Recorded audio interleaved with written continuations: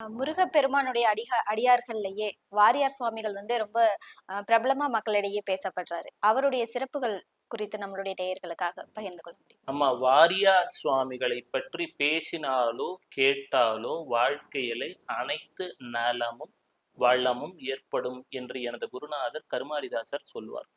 வாரியார் சுவாமிகள் என்பவர் 65வது நாயன்மாராக போற்றப்பட்டவர்.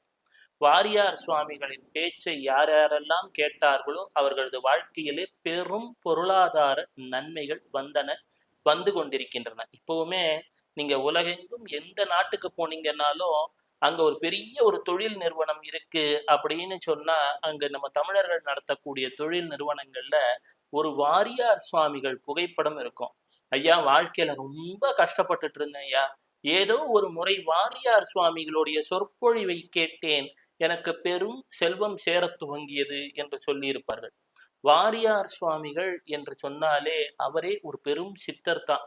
நடைமுறையில நிறைய பேருக்கு தெரியாத எத்தனையோ அற்புதங்களை பலரது வாழ்க்கையிலே மௌனமாக நிகழ்த்தி விட்டவர்.